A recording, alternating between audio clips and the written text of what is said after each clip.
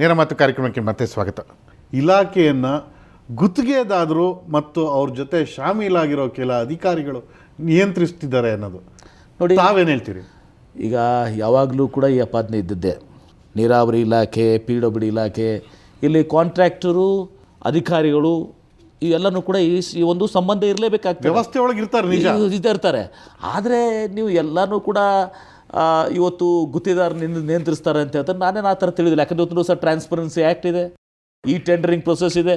ಇವತ್ತು ಮೊದಲಿನ ಥರ ಇವತ್ತಿನ ದಿವಸ ಅವೆಲ್ಲನೂ ಕೂಡ ಸಿಸ್ಟಮನ್ನು ಇದೆಲ್ಲನೂ ಕೂಡ ಏನೇನು ನಡೀತಾ ಇತ್ತು. ಈಗ ಈ ಟೆಂಡರಿಂಗ್ನಲ್ಲಿ ಯಾರೋ ಒಬ್ಬ ಮೂಲೆಯಲ್ಲಿ ಕುತ್ಕೊಳ್ಬೇಕಾದ್ರೆ ಯಾರೊಬ್ಬ ಪಾರ್ಟಿಸಿಪೇಟ್ ಮಾಡ್ಬೋದು. ಕಾಂಪಿಟೇಷನ್ ಆಗ್ತದೆ ಅಷ್ಟು ಅಂತ ಹೇಳಿದರೆ. ಸೊ ಹಾಗೆ ಇದು ಆಗೋದಿಲ್ಲ. ಇವತ್ತು ಎಲ್ಲೆಲ್ಲಿ ಆ ಥರ ನಮ್ಮ ಕಂಪ್ಲೇಂಟ್ಸ್ ಬರ್ತವೆ, ನಮ್ಮ ಥರ್ಡ್ ಪಾರ್ಟಿ ಇವತ್ತೊಂದು ಇನ್ಸ್ಪೆಕ್ಷನ್ಸ್ ಇದ್ದಾವೆ. ಎತ್ತಿನ ಹೊಳೆ ಯೋಜನೆ ಕಾರ್ಯ ಸಾಧು ಅಲ್ಲೋ ಅನ್ನೋ ಮಾತು ಕೂಡ ಇದೆ. ಎಲ್ಲೋ ಒಂದು ಕಡೆ ಕರಾವಳಿ ಭಾಗದ ಜನ ಮತ್ತು ಮಧ್ಯ ಕರ್ನಾಟಕದ ಭಾಗದ ಜನನ ಒಟ್ಟಿಗೆ ಕೂರಿಸಿ ಅವರನ್ನು ವಿಶ್ವಾಸಕ್ಕೆ ತಗೊಂಡು ಸರ್ವಸಮ್ಮತ ಪರಿಹಾರ ರೂಪಿಸಲಿಕ್ಕೆ ಸಾಧ್ಯ ಆಗಲಿಲ್ಲ. ಯಾಕೆ? ಒಂದು ಮುಖ್ಯವಾಗಿ ದಕ್ಷಿಣ ಕನ್ನಡದವ್ರು ಏನು ಹೇಳ್ತಾರೆ, ಇದರಿಂದ ನಮ್ಮ ನೇತ್ರಾವತಿ ಇದರಿಂದ ತಿರುವು ಆಗ್ತದೆ, ನಮಗೆ ನಮ್ಮ ಪರಿಸರ ಮೇಲೆ, ಸಮುದ್ರ ಮೇಲೆ, ಮೀನುಗಾರಿಕೆ ಮೇಲೆ, ಅರಣ್ಯ ಮೇಲೆ ಇವತ್ತು ಪ್ರತಿಕೂಲ ಆಗ್ತದೆ ಅಂಥೇಳಿ. ಇವತ್ತು ಇದು ನಾವು ಒಂದು ಎತ್ತರವಾದಂಥ ಪ್ರದೇಶದಲ್ಲಿ ಇವತ್ತು ದಿವಸ ತೆಗೆದುಕೊಳ್ಳುವಂಥದ್ದು. ನಾನು ದಕ್ಷಿಣ ಕನ್ನಡ ಜನರನ್ನು ಕೂಡ ಇವತ್ತು ದಿವಸ ಕರೆದು ಮಾತನಾಡ್ತಾ ಇದ್ದೇನೆ. ಈಗ ಅದೆಲ್ಲನೂ ಕೂಡ ಪ್ರಿಪೇರ್ ಮಾಡಿ ಅವ್ರಿಗೂ ಕೂಡ ಮಂದಟ್ಟು ಮಾಡಿಕೊಡ್ತೀವಿ. ಇದರಿಂದ ನೇತ್ರಾವತಿಗೆ ಯಾವುದೂ ಎಫೆಕ್ಟ್ ಆಗೋದಿಲ್ಲ. ಮಾದಾಯಲ್ಲಿ ಇವತ್ತು ದಿವಸ ಇರುವಂಥದ್ದು ಎಷ್ಟು ನಮ್ಮ ಕಣಿವೆಯಲ್ಲಿ 200 TMC. ಮಾದಾಯಿ ನನ್ನ ಮುಂದಿನ ಕೇಳ್ತೀನಿ, ಅದು ಹೇಳ್ತೀನಿ ನಾನು. ಇದು ತುಲನಾತ್ಮಕವಾಗಿ ಹೇಳ್ತೇನೆ. ಇವತ್ತು ದಿವಸ 200 TMCಯಲ್ಲಿ ನಾವು 24 TMC ಕೇಳ್ತಾ ಇದ್ವಿ. ಗೋವಾ ಯಾಕೆ ವಿರುದ್ಧ ಮಾಡ್ತಾ ಇದೆ? ಅರಣ್ಯ, ಪರಿಸರ, ಸಮುದ್ರ, ಮೀನು. ನೇತ್ರಾವತಿ ಇವತ್ತು 400 TMC ಇದೆ. ಎತ್ತಿನೊಳಗೆ ಬೇಕಾಗಿರುವಂಥದ್ದು ಎಷ್ಟು? ಅದೇ ಸೇಮ್ 24 TMC. 2 ಪಟ್ಟು ನೀರಿದ್ದಾಗ 24 TMC. ದಕ್ಷಿಣ ಕನ್ನಡದ ವಿರೋಧ ಮಾಡ್ತಿರೋದು ಅದಕ್ಕೆ ಅರಣ್ಯ, ಪರಿಸರ, ಸಮುದ್ರ, ಮೀನುಗಾರಿಕೆ. ಮತ್ತು ಒಂದೆಡೆ ತಾವು ವಿಚಾರ ಮಾಡಬೇಕಾಗತ್ತೆ ಪ್ರಕಾಶ್ ಅವರ, ನಮ್ಮ ರಾಜ್ಯದವರು ಇವತ್ತು ದಿವಸ ನಮಗೆ ನೀರು ಕೊಡಲಿಕ್ಕೆ ವಿರೋಧ ಮಾಡಿದರೆ ಮತ್ತು ಗೋವಾ ಮುಂದೆ ನಿಮ್ಮದು ಏನು ಹಾಕಿ ಕುಡಿತದೆ? ಇಲ್ಲಿ ಭಾಳ ಸ್ಪಷ್ಟವಾಗಿ ಇನ್ನು ಎರಡನೇದಾಗಿ ಎತ್ತಿನ ಹೊಳೆಯಲ್ಲಿ ಈ ಈಲ್ಡ್ ಬಗ್ಗೆ ಅಷ್ಟು ನೀರು ಸಿಗ್ತದೆ ಇಲ್ಲೋ, ಒಬ್ಬ ಬರೀತಾನೆ 4 TMC ಬರ್ತದೆ, ಮತ್ತು ಒಮ್ಮೊಮ್ಮೆ ದಕ್ಷಿಣ ಕನ್ನಡದವ್ರು ಇರ್ತಾರೆ 1 TMC ನೀರು ಸಿಗ್ತದೆ ಅಂತೇಳಿ. ಅದ್ರ ಕೆಲವು ನಮ್ಮ ಕಾಂಗ್ರೆಸ್ ನಾಯಕರು ಕೂಡ ಇದ್ದಾರೆ ಏನ್ರಿ. ಮತ್ತು 1 TMC ನೀರು ಹೋಗ್ತಿದ್ದು ಸಿಗೋದಿಲ್ಲ ಅಂದಮೇಲೆ ನಿಮಗೇನು ತೊಂದರೆ? ನಿಮ್ಮ ಅರಣ್ಯ ಹೆಂಗೆ ನಾಶ ಆಗ್ತದೆ, ನಿಮ್ಮ ಪರಿಸರ ಹೆಂಗೆ ಆಗ್ತದೆ? ಅಲ್ಲ, 1 TMC ನೀರು ಸಿಗ್ತದೆ ನಾವು ಒಪ್ಪುವಂಥದ್ದಲ್ಲ. ನಮಗೆ TMC ಹೇಳ್ತೀನಿ ಕೇಳಿ. ಅಂದರೆ ಈ ದ್ವಂದ್ವ ಇವತ್ತಿನ ದಿವಸ ನಾವು ರಾಮ್ ಪ್ರಸಾದ್ ಅವರು ಮಾಡಿದಂಥ ಒಂದು ಏನು ನಮಗೆ ನೀರಿನ ಲಭ್ಯತೆ ಇದೆ ಒಂದು. ಎರಡನೇದಾಗಿ KPC ಗುಂಡ್ಯಾದಲ್ಲಿ ಮಾಡಿರುವಂಥದ್ದನ್ನು ಕೂಡ ನಾವು ಪರಿಗಣನೆ KPC ಅಧಿಕಾರಿಗಳ್ಕೊಂದು ಒಂದು ಸಲ ಚರ್ಚೆಯನ್ನು ಮಾಡಿದ್ದೀವಿ. ಅವರು ನೀವು ಮಾಡಿದಂಥ ಕ್ಯಾಲ್ಕುಲೇಷನ್ ಸರಿಯಾಗಿದೆ ಅಂತ ಹೇಳಿದ್ದಾರೆ, ರಾಮ್ ಪ್ರಸಾದ್ ಮಾಡಿದಂಥದ್ದು. ಮೂರನೇದಾಗಿ ನಮ್ಮ ದೇಶದಲ್ಲಿರುವಂಥ ಪ್ರತಿಷ್ಠಿತ, ದೇಶ ಅಷ್ಟೇ ಅಲ್ಲ ಅಂತಾರಾಷ್ಟ್ರೀಯ ಮಟ್ಟದಲ್ಲಿ ಕೂಡ ಪ್ರತಿಷ್ಠಿತ ಸಂಸ್ಥೆ ಆದಂಥ national institute of hydrology authorities ಅವರು ಏನು ಈಲ್ಡ್ ಮೇಲೆ. ಸೊ ಅವರು ಕೂಡ ಇವತ್ತೊಂದು ದಿವಸ ರಿಪೋರ್ಟ್ ಕೊಟ್ಟರು. ತದಾದ ನಂತರ ಸೆಂಟ್ರಲ್ ವಾಟರ್ ಕಮಿಷನ್, ಕೇಂದ್ರ ಸರ್ಕಾರದ ಹೈಡ್ರಾಲಜಿ ಡಿಪಾರ್ಟ್ಮೆಂಟ್, ನೀವು ಸರಿಯಾದ ಮಾರ್ಗ ಅನ್ಗಿಸ್ತೀರಿ 24 TMCಗಿಂತ ಜಾಸ್ತಿ ಸಿಗ್ತದಂತವ್ರು ಹೇಳಿದರು.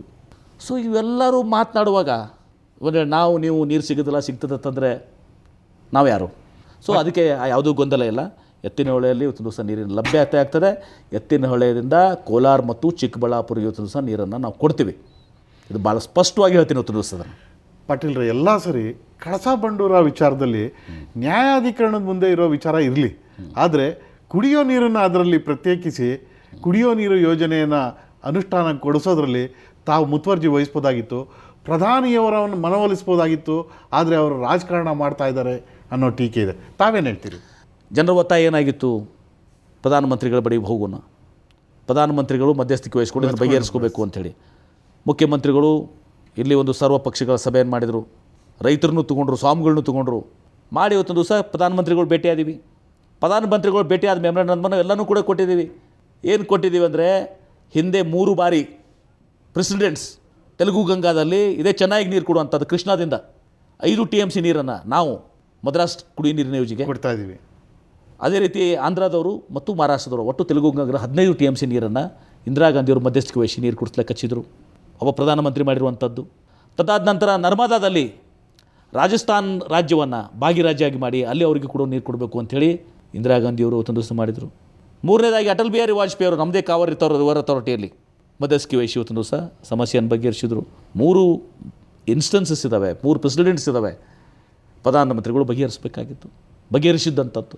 ಅದಕ್ಕೆ ನಾವು ಪ್ರಧಾನಮಂತ್ರಿಗಳಿಗೆ ಹೋಗಿ ಭೇಟಿಯಾಗಿ ಎಲ್ಲರೂ ಕೂಡಿ ಇವತ್ತಿನ ದಿವಸ ಹೋಗಿ ನಾವು ವಿನಂತಿಯನ್ನು ಮಾಡ್ಕೊಂಡ್ವಿ. ಪ್ರಧಾನಮಂತ್ರಿಗಳು ಹೇಳಿದ್ರಲ್ಲಿ ನೀವು ಹೋಗಿ ಗೋವಾ ಅಪೋಸಿಷನ್ ಕಡೆ ಹೋಗಿ, ಮಹಾರಾಷ್ಟ್ರ ಅಪೋಸಿಷನ್ ಕಡೆ ಹೋಗಿ. ನಾವು ಪ್ರಧಾನಮಂತ್ರಿಯನ್ನು ಭೇಟಿಯಾಗಕ್ಕೆ ಹೋಗಿದ್ವಿ, ನಾವು ಅಮಿತ್ ಶಾ ಅವ್ರನ್ನ ಭೇಟಿಯಾಗಕ್ಕೆ ಹೋಗಿರಲಿಲ್ಲ. ಅವರು ಪ್ರಧಾನಮಂತ್ರಿಗಳು ಅಮಿತ್ ಶಾ ಥರ ವರ್ತನೆ ಮಾಡಿದರು, ಬಿ ಜೆ ಪಿ ಅಧ್ಯಕ್ಷರ ಥರ. ಅದಕ್ಕೆ ಬಹುಶಃ ಇವ್ರದೇ ಎಲ್ಲ ಇಲ್ಲೇನು ಹಿಂದಿನ ದಿವಸ ಮಾತಾಡಿದರು. ಮತ್ತು ಅಲ್ಲಿ ಹೋಗಿ ಕೆಲವೊಬ್ಬರು ಪ್ರಧಾನಮಂತ್ರಿಗಳನ್ನ ನಮ್ಮ ಮುಂಚಿತವಾಗಿ ಡೆಲಿಗೇಷನ್ಗಿಂತ ಮುಂಚಿತವಾಗಿ 3 ಮಂದಿ ನಮ್ಮ ರಾಜ್ಯದ ಭಾಳ ದೊಡ್ಡ ನಾಯಕರುಗಳು ಭೇಟಿಯಾಗಿ ಅವ್ರನ್ನೆಲ್ಲರನ್ನೂ ಕೂಡ ಟ್ಯೂಟರ್ ರೆಡಿ ಮಾಡ್ಕೊಂಡೇ ತೊಗೊಂಬಂದಿದ್ರು. ಟ್ಯೂಷನ್ ಕೊಟ್ಟ ಬಂದಿದ್ರು ಅವತ್ತೊಂದು ದಿವಸ. ಬಂದು ಅದನ್ನೇ ಅವತ್ತೊಂದು ದಿವಸ ಹಿಂದಿನ ದಿವಸ ಮೀಟಿಂಗ್ ಆಗಿದ್ದಲ್ಲಿ ಅವ್ರೇನು ಹೇಳಿದ್ದೇನೆ ಬಂದು ಪ್ರಧಾನಮಂತ್ರಿಗಳು ಹೇಳಿದರು. ಪ್ರಧಾನಮಂತ್ರಿಗಳನ್ನ ಸರಿಯಾಗಿ ನಮ್ಮ ಈ ನಾಯಕರುಗಳು ಮನವರಿಕೆ ಮಾಡಿಕೊಡಲಿಲ್ಲ, ಸರಿಯಾಗಿ ಗೈಡ್ ಮಾಡಿ ಹೇಳ್ಬೋದಾಗಿತ್ತು.